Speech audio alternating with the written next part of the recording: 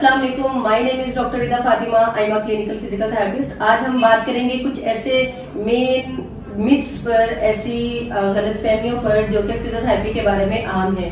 कुछ क्वेश्चंस हैं लोगों के, कुछ लोगों की मिसकंसेप्शंस हैं फिजियोथेरेपी के बारे में। आज हमारा टॉपिक होगा फिजियोथेरेपी की मिथ्स के अकॉर्डिंग आप लोगों से डिस्कस करने का। नेक्स्ट वीडियो पर हम वो बात करेंगे जिसमें फिजियोथेरेपी के जो मेन बेनिफिट्स हैं, जो आपको फायदा देते हैं या दे सकते हैं, उस पर डिस्कस करेंगे। आज चलिए हम स्टार्ट करते हैं।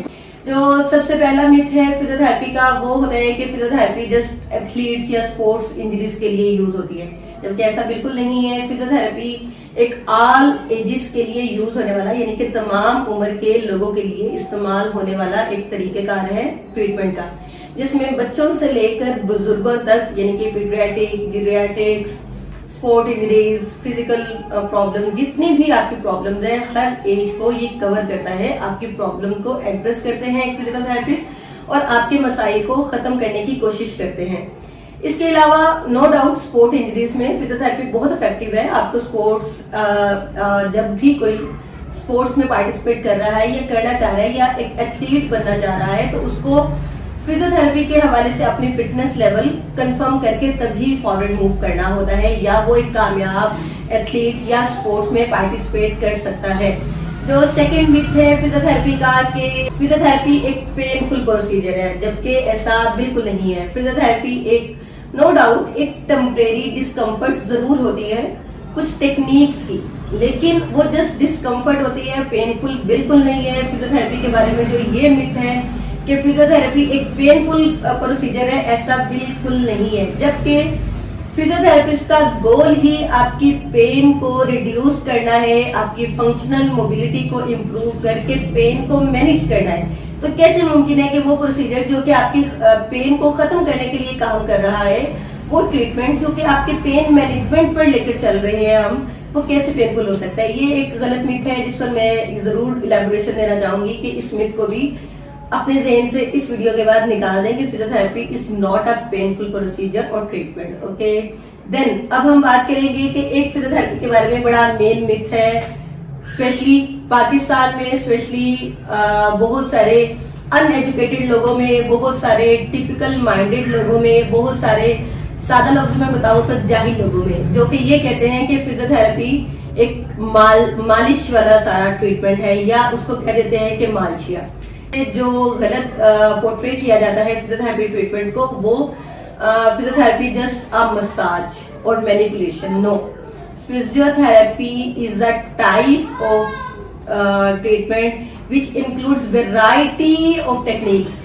यानी कि फिजियोथेरेपी एक ऐसा ट्रीटमेंट है जिसमें टेक्निक्स की इतनी वेराइटीज यूज होती हैं जो कि इंसान की समझ से बाहर है। हाँ, जितने भी यूरोप कंट्रीज हैं, या जितने भी एजुकेटेड कंट्रीज हैं, या जितने भी एजुकेटेड लोग हैं, उनको पता है कि अब कौन सी टेक्निक इसमें अप टू डेट हुई है, कौन सी टेक्निक से क्या हो सकता है या कैसे बेनिफिशियल है।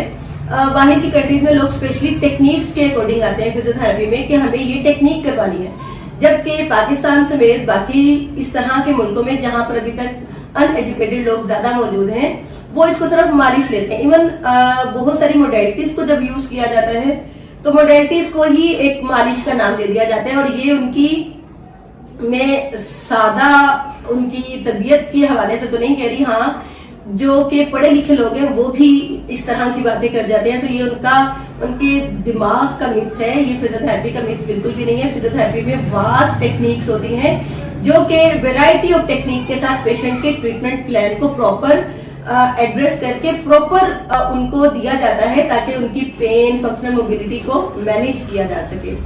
देन एक क्वेश्चन आता है कि फिजियोथेरेपी लगता है लोगों को कि जो उसका चौथा मिथ ये है उसके बारे में, ये फौरन से काम होने वाला कोई ट्रीटमेंट है। भाई ऐसा कुछ भी नहीं है, टाइम कंज्यूमिंग, और इतना टाइम कंज्यूमिंग है कि हाँ, आपको कुछ सेशंस, मल्टीपल सेशंस लेने पड़ते हैं। आपका ट्रीटमेंट, आपको जब तक आप उसका ट्रीटमेंट का टेन्योर पूरा नहीं करेंगे, ट्रीटमेंट प्लान जिस तरह से आपके लिए डिजाइन किया गया, आपकी प्रॉब्लम, आपके डायग्नोसिस को बनाते हुए, तब तक आपको कोई आराम नहीं आएगा। चाहे उसमें आपकी प्रॉब्लम को देखते हुए कुछ सेशंस डिजाइन किए जाए, या आपकी प्रॉब्लम को देखते हुए मल्टीपल सेशंस डिजाइन किए जाए, लेकिन हाँ, एक दफा ये टाइम कंज्यूमिंग जरूर है, लेकिन प्रॉब्लम को उसकी रीजन को कट करता है, ना कि जस्ट प्रॉब्लम को सॉल्व करता है। जो 5वां मिथ है वो ये कि जो मैंने ज्यादातर जो क्वेश्चंस पढ़े हैं वो फिजियोथेरेपी बहुत एक्सपेंसिव है। नो डाउट फिजियोथेरेपी एक्सपेंसिव है, क्योंकि हर चीज की जो क्वालिटी होती है वो क्वालिटी डिमांड्स करती है अपनी कॉस्ट को। तो चूंकि ये क्वालिटी प्रोवाइडर है फिजियोथेरेपी ट्रीटमेंट, तो ऑब्वियसली एक्सपेंसिव तो होगा, लेकिन इनिशियल इन्वेस्टमेंट इसकी आपकी लॉन्ग टर्म में आपको फैसिलिटेट करती है। आपका थोड़ा पैसा लगाया हुआ आपके बहुत ज्यादा टाइम को बचाता है, बहुत ज्यादा गलत पैसों को बचाता है, बहुत सारे इस तरह के प्रोसीजर्स को बचाता है जो कि आपको फजूल में ही करवाने पड़ते हैं और इतने पैसे लगाने के बावजूद भी आपको कोई फर्क नहीं पड़ता। लेकिन अगर फिजियोथेरेपी में आप ये सारी चीजें अगर एक दफा पैसे लगा देते हैं, इनिशियल इन्वेस्टमेंट करते हैं, तो लॉन्ग टर्म में आपको बहुत अच्छे रिजल्ट्स मिलते हैं।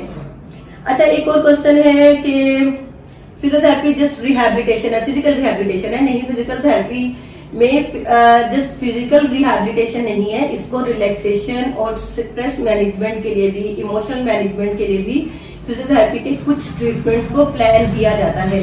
इसलिए just physiotherapy is not just a physical rehabilitation procedure, it's a emotional और वेलबींग, फिटनेस, फ्ला ये सारा कुछ, यानी कि इसमें सारी चीजें ये आ जाती हैं।